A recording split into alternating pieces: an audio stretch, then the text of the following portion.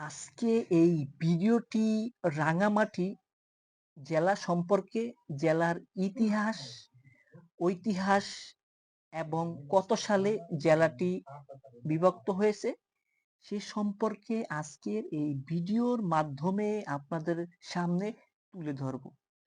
প্রথমত আমরা জানব রাঙামাটি বিখ্যাত কিসের জন্যে।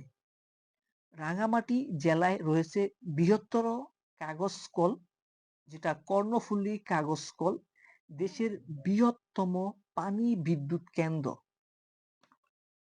কাপ্তাই জলবিদ্যুৎ, এছাড়া রয়েছে রেয়ন কল, ঘাগড়া বস্ত্র কারখানা, উপজাতীয় বেইন শিল্প, বাঁশ ও বেতের হস্তশিল্প, হাতির দাঁত শিল্প।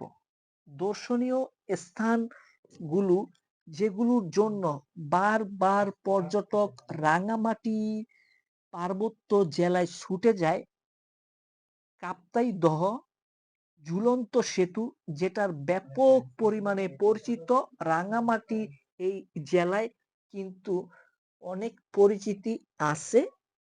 রাজন বন বিহার, সুবলং ঝর্ণা, সাজেক ভ্যালি, যেখানে হাজার হাজার দর্শক প্রতিনিয়ত যায় এই সাজেক ভ্যালিটা দেখার জন্য।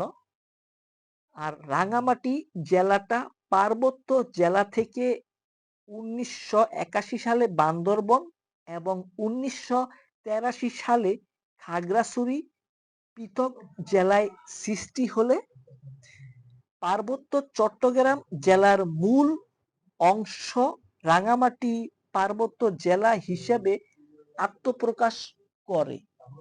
আর প্রতিনিয়তই কিন্তু বাংলাদেশের বিভিন্ন জেলা উপজেলা থেকে রাঙামাটির দর্শনীয় যে স্থানগুলো, জায়গাগুলো কথা আমি আপনাদেরকে ভিডিওর মাধ্যমে জানিয়ে দিলাম। সেই জায়গাগুলোতে কিন্তু অসংখ্য মানুষ প্রতিনিয়ত যায় এবং রাঙামাটিতে গেলে আপনি বড় বড় যে সকল পাহাড় আছে, পাহাড় এবং পাহাড়ের উপরের টিলাগুলোর ঘরবাড়ি আসলে অসম্ভব সুন্দর।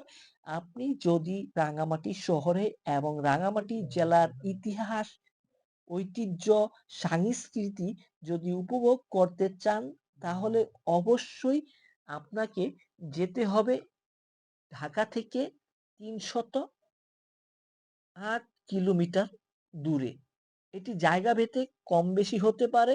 আপনি যদি রাঙামাটি যেতে চান ঢাকা থেকে, প্রায় আপনাকে 60টি ঘন্টাই অপেক্ষা করতে হবে এই বাস জার্নিতে। ভিডিওর মাধ্যমে যে সকল সুন্দর জায়গাগুলো দেখতেছেন, এটি রাঙামাটি শহরে ঢোকার আগেই কিন্তু এই সুন্দর সুন্দর স্পটগুলো।